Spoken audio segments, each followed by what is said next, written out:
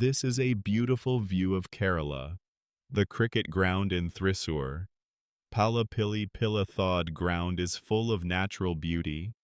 From children to youth, regular players here, the cricket ground that has gone viral on social media can be seen. ഇതൊരു നല്ല ground ആക്കിയത് ഞങ്ങളാ. അന്ന് അതിൽ നല്ലൊരു ടൂർണമെന്റുകൾ കൊണ്ടുവന്നത് ഞങ്ങൾ തന്നെയാണ്. ഞങ്ങള് പിച്ച് വെട്ടി ഒരു കേരള സ്റ്റൈലിൽ തന്നെ ഞങ്ങളൊരു ടൂർണമെന്റ് നടത്തി. അതെന്ന് വെച്ച് കഴിഞ്ഞാൽ ആ പിച്ചിന്റെ സ്വഭാവം സ്വിച്ച് ബോളുമ്പോൾ കളിക്കുമ്പോൾ, ഇന്ന് ടെന്നീസല്ലേ കളിക്കുന്നു, സ്വിച്ച് ബോളുമ്പോൾ കളിക്കാനുള്ള പിച്ച് ഉണ്ടാക്കി ഞങ്ങൾ. അതിൽ അത്രയും പാടുപെട്ട അന്ന് ആ ഗ്രൗണ്ട് ഞങ്ങൾ റെഡിയാക്കിയത്. അന്ന് അതിലുണ്ടാകുന്ന സാമഗ്രികളൊക്കെ പറിച്ചുണ്ടാക്കാൻ ഒരു ദിവസം ഞങ്ങൾ ഉപയോഗിക്കും. ഒരു ദിവസം വേണം അത് മുഴുവൻ ഇത്രപ്പെട്ട ആൾക്കാർ വന്ന് പറിച്ച് അതതിൻ്റെ ലെവലാക്കണമെങ്കിൽ. ഈ തകരാന്ന് പറഞ്ഞ സാധനം കണ്ട് മുളച്ചിട്ട് അത് കടോടുകൂടി വലിച്ചു കളഞ്ഞ് അങ്ങനെയാണ് ആ പിച്ച് ഉണ്ടാക്കിയത്.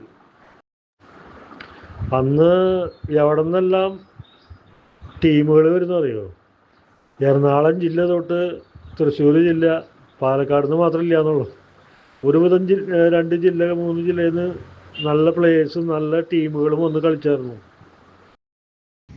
ഒന്നുകൂടെടാ, അതായത് നമ്മളന്ന് എനിക്ക് ഓർമ്മയുണ്ട് എന്ന് പറഞ്ഞാൽ ഞങ്ങൾ കളി കാണാനൊക്കെ വന്നിട്ടുണ്ട്. അവിടെ സ്വിച്ച് ബോളും ആ ടൂർണമെന്റ് നടത്തിയപ്പോൾ കളി കാണാനൊക്കെ വന്നിട്ടുണ്ട്.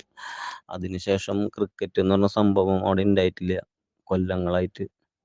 അതായത് എൻ്റെയൊക്കെ ഒരു ചെറുപ്പത്തിൽ എനിക്ക് ഒരു 20 അല്ലെങ്കിൽ 18 വയസ്സുള്ളപ്പോഴേക്കും നമ്മളവിടുത്തെ ലാസ്റ്റ് സ്വിച്ച് ബോൾ ടൂർണമെന്റ് നടത്തിയതൊക്കെ എനിക്ക് നല്ല ഓർമ്മയുണ്ട്. ആ ടൂർണമെന്റിൽ നമ്മൾ കപ്പടിച്ചതൊക്കെ 150 ടീമായിട്ടാണ് ഫൈനൽ കളിച്ചത്, എൻ്റെ ഓർമ്മ ശരിയാണെങ്കിൽ. സന്തോഷ് ചേട്ടൻ, സുമൻ ചേട്ടൻ, നമ്മുടെ അവിടുത്തെ മുകേഷ് ചേട്ടൻ, പ്രഭാസ് ചേട്ടൻ, അനിലേട്ടൻ, എല്ലാ ടീമുണ്ടാവും, ഫുൾ ടീമുണ്ടായിരുന്നു. കുറുപ്പ്,